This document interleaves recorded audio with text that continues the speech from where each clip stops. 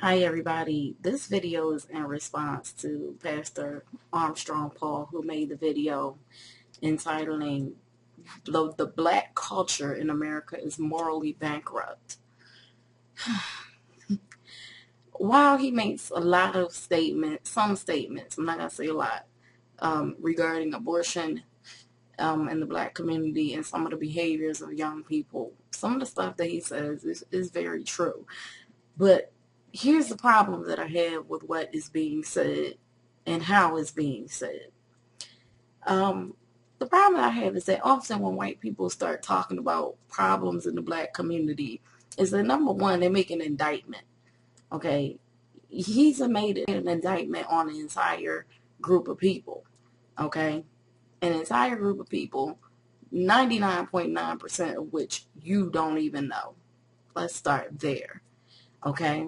And then what kills me is that a lot of you white people, when you start talking about anything regarding black people, black culture, or whatever, and you have disdain for it, which is clearly shown in your voice, you start with the disclaimer that I am not a racist. Let me stop there. I am not a racist. That was the first thing out of your mouth in the video.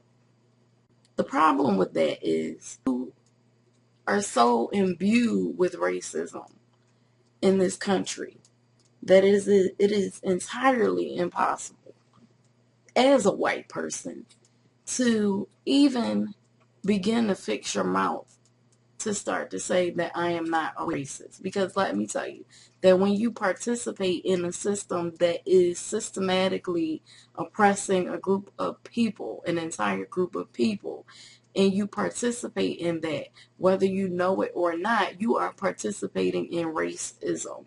You are participating in subjugation, and you are participating in white superiority. You may not even know it, but it was a study done where white people or white-sounding names as opposed to black-sounding names were called back more than 70% of the time. Okay? That's just an example. I'm making the point that white people, even those who claim not to be racist, all participate in a system of white superiority, and you do so, A, most of the time without even knowing it, and B, when you do participate in it, most of you who do know that you're participating in a racist system don't care. Okay, you don't care. And if a group was to rise up today or tomorrow to end that system, you would fight tooth and nail to keep it. Okay, that's why so many white people who did not own slaves in the South were raising up to fight for the slave owners. Okay, because you're benefiting from that particular system. So, that's the problem. Okay, and when you make that indictment and you start off saying I'm not racist, and this, that, and the third, but well, you have to understand that in this country, everything that you see, especially from mass media, okay, is in soaked in racist material.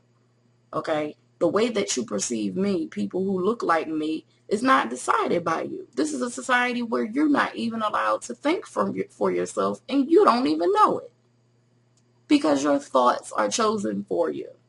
Let me give you an example. Anywhere in the world, and you ask folks what are black Americans like, most people will tell you, and this is for anybody who's traveled anywhere in the world, they will tell you basically the same thing. If you ask anyone outside of this country what are black Americans like, they will probably tell you, oh, they play basketball, they rap, the women are loud and rambunctious and like to fight, and they call each other niggas and bitches, and they're violent. That's the response that you'll get. Now, is it because what they're saying is true? Is that why that, you'll get that response? No. The reason that they're saying that, the reason that people who have, most of which have never even had contact with an African in America, will say that is because of the images that they are seeing on television. the images that they are shown on television.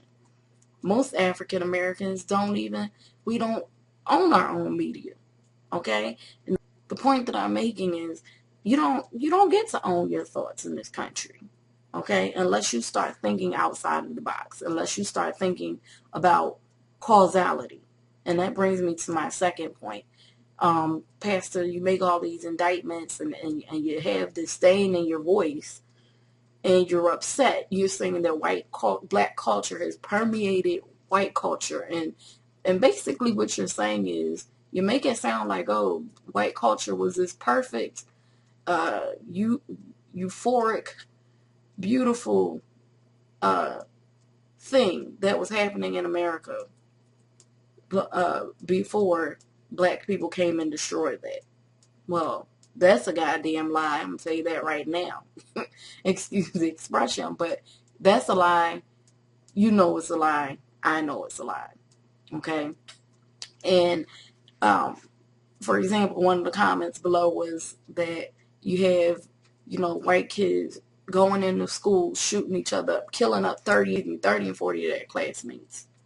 Meth addicts, coke addicts, white men molesting African boys. Let's discuss that. The homosexuality agenda. That was here long before any of us came here. In fact, when they took us over to Goree Island in Senegal, and at the point of no return in Ghana, okay, when they took us over there, they separated, they had a dungeon for little children, separate dungeon for children and women, and they raped and brutalized. See, that's the part you don't hear about slavery. And they, not only did they rape and brutalize women, they raped and brutalized children. White people, this is what they do. I'm off on a tangent again, but that's a part of your culture. Okay, and the fact that you will come in to try to address the whole group of people, especially black people, on what we need to do, okay, let's go back and talk about causality. What are the reasons for what's going on in Black America? What has caused this? So the economic factor, the fact that so many, when you did in the early 1900s and 1920s throughout this country, believe it or not, there were very many prosperous African American cities and towns, namely Tulsa, Oklahoma, and also Springfield, Illinois, which were doing so well, incredibly well financially, that white people found it necessary to go into these towns and spark violence and destroy the towns. Okay? Problem came with integration. It was an unintended and unforeseen consequence of integration. And why do I say that? Because once you had integration, you had a lot of black people stop supporting black businesses. Integration happened. People just said, hey, I can go sit on the bus with a white person now. I'm all right. If white people are going to be sincere and having a conversation with Black America, okay, stop coming in here and trying to make all these indictments on people. On, like I said, 99.9% of the people, which you do not know. Number two, white people love to make black people own the problems that they themselves have created. Yeah. Okay. And I've already stated some of that. The government is responsible for a lot of this crap. And I'm not saying that black people should not take accountability and responsibility for what's going on in our neighborhoods, in our homes. That's not what I'm saying. America is having huge moral issues. And it's not like they just started having moral issues yesterday. Okay. America has had moral issues since the day it opened its doors. Since the day they let all those criminals and savages off of the boat at Plymouth Rock, America has had a moral problem. Let's face it. Okay? You motherfuckers got off the boat and started killing people. And then you want to start talking about moral issues? No, you had a moral issue since your asses arrived here in 16 whatever. Let's talk about that. And I could go on and on. But the reality of it is that America has a problem, okay? And white America is really, white racist superiority in America is really the cause of 99.99% of all those problems. All right, so that's my 2 cents. I'm out. Dwell on it. All right, peace.